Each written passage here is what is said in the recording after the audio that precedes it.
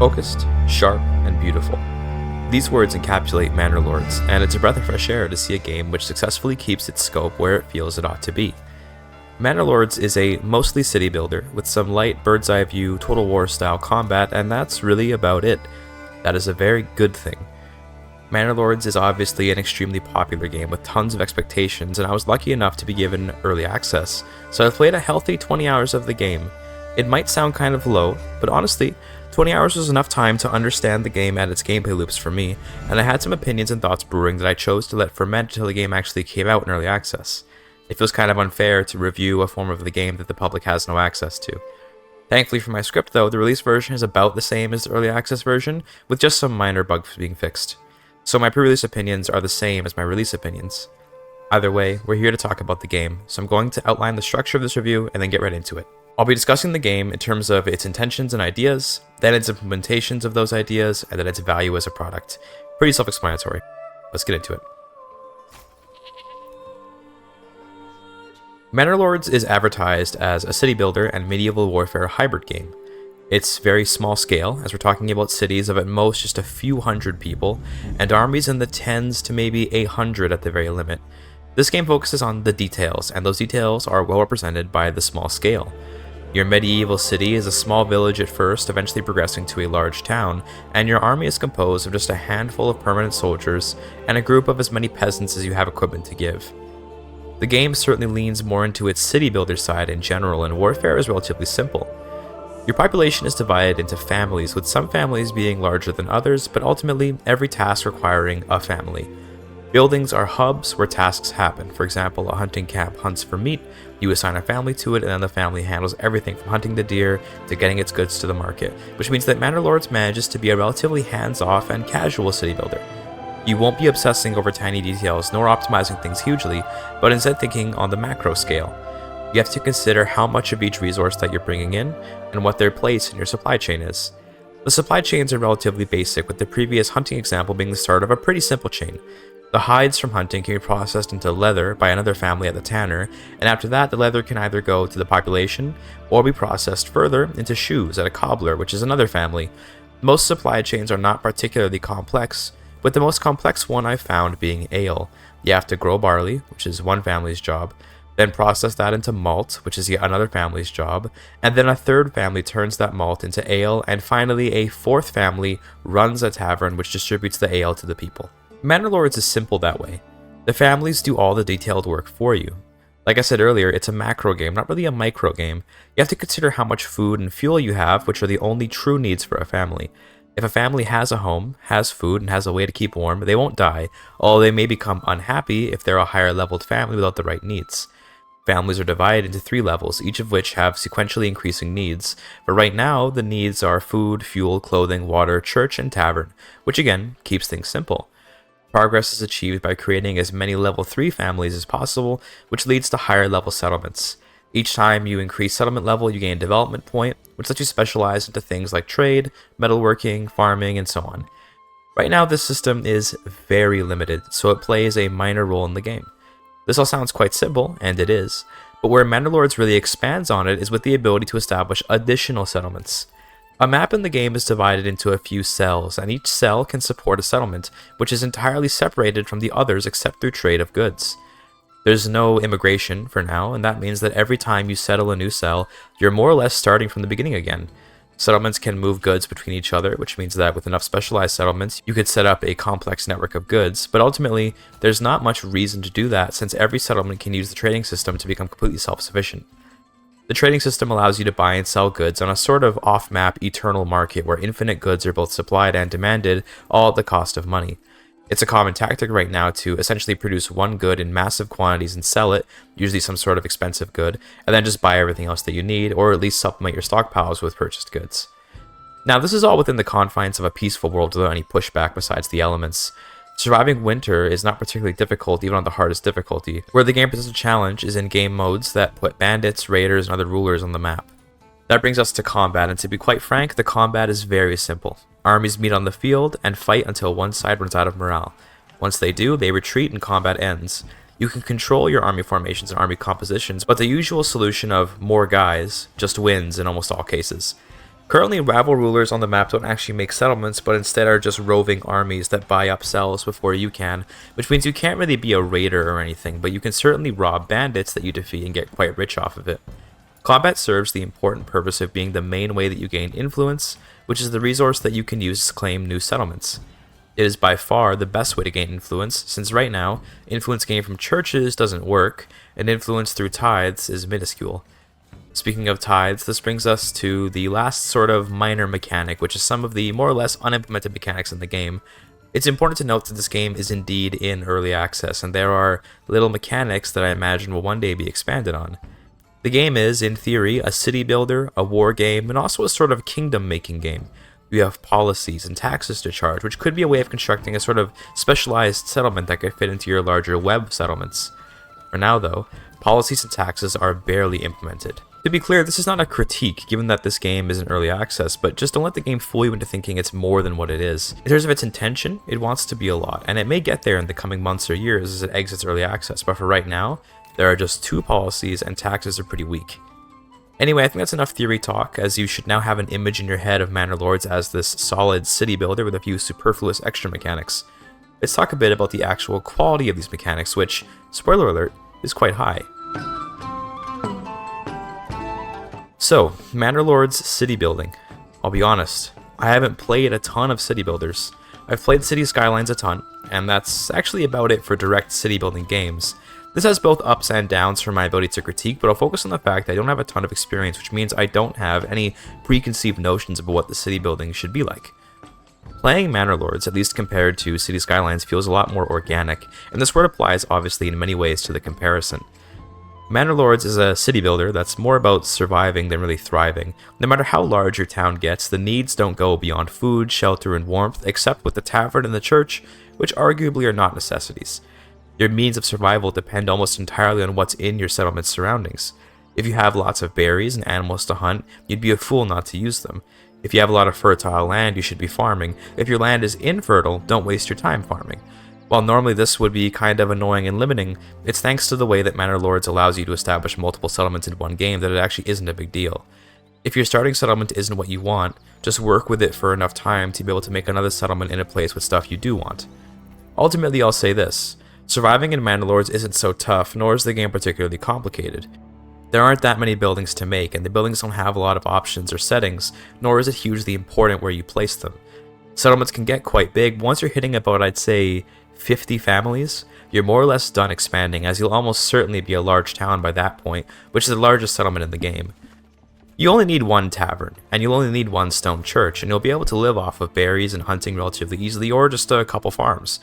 Surviving in this game is not particularly hard until we add raiders and bandits into the mix. Raiders can slaughter your families and burn your buildings down, while bandits just steal resources. You're unlikely to completely game over to bandits, but raiders can absolutely end your game if they kill every last family in your settlement. I think though that Manor Lords isn't meant to be a hard game. This is a very beautiful and relaxing game, and that's exactly what I love about it. Manor Lords is a wonderful game for simply creating a beautiful, organic, and natural city.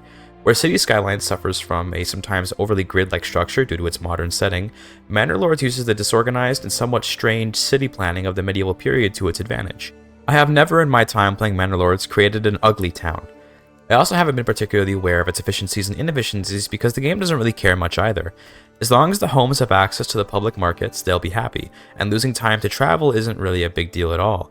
I can stretch out some road to the middle of nowhere, put down a mine there, and then my families will carry the products of that mine all the way back. And because the game isn't particularly urgent, it doesn't matter if that takes a while. I really love this about Manor Lords. The small but highly enjoyable feature of being able to jump into third person and walk around the town as the Manor Lord himself is one of the most relaxing and enjoyable experiences I've had in a long time from a game. The pressures that Manor Lord puts on you are enough to make it not a casual game, as yes, if you truly stop trying, you will freeze and starve to death, but as long as you're putting in that modicum of effort, you get a marvelous and natural city out of it. Although I'm sure it's quite possible to create a very well-regimented and artificial city, the game's road tool actually discourages it to some extent. The road is very natural and windy as a tool. Making harsh corners is difficult, and instead everything is very round and free. Placement of buildings, homes, markets, and stockpiles is not all that important, even for the largest of cities, although again, you could choose to be very smart about it. Just be aware that you won't get much reward for it. A highly efficiently built city won't prosper more than a relatively poorly planned city unless it's truly god-awful. Instead, Manor Lords encourages natural city building. You'll have a natural growth to your city as you plan some 10 or 15 new home plots. So you section off a little area and you set up some markets in a central location and maybe a tavern or church near the market to create a little town center. And although the game never tells you to do this, it ends up feeling quite natural to want to create this sort of structure to your city. I can't pin down what exactly it is that Manor Lords does that makes it feel so right to build how it builds, but the combination of a lack of pressure and tools which neither guide nor incentivize the need for highly structured cities makes the game very relieving. This game does not really give its player a lot of power over how to decide the settlement's logistics or anything like that. As I've mentioned before, the game doesn't have a lot of pressure, so you won't feel like you're losing because of it, but more efficiency-minded gamers just won't get that satisfaction from tweaking the city or its roads. Quite frankly, this game is clearly not meant for players that are seeking some kind of deeper logistical challenge. The game in general does not have much pressure at all. In terms of the pressure that is in the game, the raiders that get sent your way in 2 of the 3 game scenarios presented at launch are basically your only threat. They can and will end your game, and on hard difficulties this is quite difficult to prepare for. Although a player can certainly flex their strategy gaming skill by using the Total War combat system to fight wisely, the war is won in the preparations that a settlement makes to defend itself. You can acquire equipment for your people to make little armies of varying types, and the equipment is either crafted or purchased via trade. Crafting equipment costs you precious families of labor in the form of artisans, and I found that throughout my play, I would just import weaponry rather than go through the relatively complex supply chains for iron tools, weapons, shields, and armor. This is one sort of flaw about the game, I will say, and that's that there's a distinctly overpowered feeling to trade. You can basically produce anything you want, whether leather, dyes, clothes, bread, charcoal, clay tiles, whatever you want, and if its supply chain is maybe 2 or 3 goods to produce, it'll always be better to just sell a ton of that resource and then buy the complicated stuff. In the pre-release patch, this was truly overpowered since prices never fluctuated with the amount of goods bought or sold, but in the release patch, this is alleviated somewhat by supply and demand influencing prices. Basically, the current meta for the game is to produce a handful of expensive goods and get them to market while they're expensive, then use that money to buy whatever you don't produce, which in most cases is weapons and armor, since weapons and armor are complicated to make. In terms of combat, there's no cavalry yet, so it's basically pikes, spears, swords, shields, and bows. The best units, by far, are plate-armored men-at-arms who can punch way above their weight, and right now, archers are kinda bad because they were too good in the pre-release patch. Balance is balance. To be frank with you, taking into account the early access nature of the game, balance ends up mostly falling to the wayside critique-wise, given that ultimately, it'll take some time for the balance to end up right. I find that I usually win battles by finding some high ground and making a line, then holding until the enemy comes at me, which they always do eventually, and then counter-attacking from the high ground. If the enemy has archers, I just rush them down, since the AI isn't so good about making a line of units to keep the archers safe. To be even more honest, the combat is so unimportant to me in this game that I don't really care to comment on it much. I engage in it for survival, and until it gets more fleshed out, I don't think I'll care much for it. Don't get me wrong. One day, when there are cavalry armies and complex tactics to be employed alongside specialized units and armies that are more intelligent to face, then I'll certainly look forward to engaging in these mechanics, but for now, it's relegated to the pile of innocuous mechanics I don't care much for. I will also say though, it's to Manor Lords' benefit that all of the superfluous mechanics like taxes and policies in the army do not at all get in the way of the main gameplay loop of city building. I've never found myself rolling my eyes at a battle I've needed to have. I've never found myself feeling like I hate staring at tax rates or anything like that. Manor Lords is an early access game, but the parts of it that really matter feel quite complete. This game is certainly ambitious, and insofar as it has implemented its ideas, it ranges from inconsequential to excellent, which is, for an early access game, about where you want to be. Given how strong the city building is, I have faith that the other mechanics will catch up in quality given time. That's always the problem with reviewing early access titles though. How much do I ignore parts of the game that are subpar in order to most accurately represent that the game isn't complete without giving it an inaccurate or dishonest review? From a purely objective perspective, the only part of this game that's really worth playing is the city building. If you were to isolate this game from its early access status, everything that's not the roads, families, and supply chains is pretty subpar, but the stuff it does right is just so strong that the game becomes worth buying just for that. Added on to that, it also is the case that the game is indeed in early access, which implies that these features will become even greater in the future. Manor Lords is obviously a very famous game by this point. I am neither the first nor the last person to cover the game, and the reason that's important is because of the expectations around the game. The developer of the game, Slavic Magic, made a statement before the game's release addressing some of the inflated expectations of the game. I won't simply read off what was said there, but I will reiterate to you that this is a relatively small game in comparison to what content creators or hyped up fans might make you think.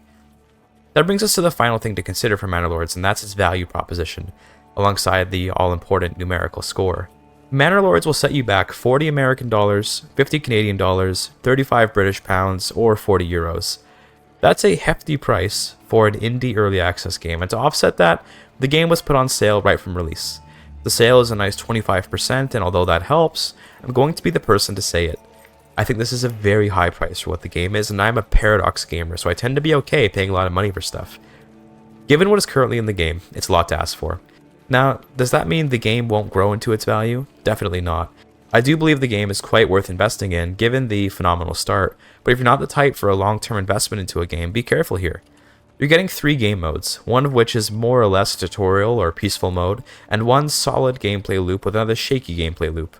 I want to again really emphasize that the one solid gameplay loop is truly solid, there's no doubt about that, but 50 Canadian dollars? I'm only using that price by the way because it's the price I would have used, although keep in mind I was given early access, so I didn't actually lose those 50 bucks. The thought of it though was enough to make me feel monetary pain. In terms of market alternatives, there are certainly other city builder games out there like Anno, and unfortunately I don't have a ton of experience with that game series, but from what I do know, no other city builder has the naturalistic beauty and peace that Manor Lords brings to the table. That is its value. For a numerical score, I give Manor Lords a solid 8 out of 10, in the real sense of an 8, which is to say that this game is something special, but it's not legendary. It would receive a 7, which places it nicely above average, but the potential it has to grow into a 10 with some time invested into the strategic combat, policy, and governing systems puts it to an 8 instead.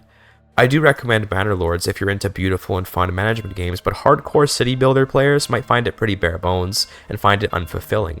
Either way, if you enjoyed this review, consider liking and subscribing and leave a comment letting me know if you agree with my points in the video or not. Thank you for your time.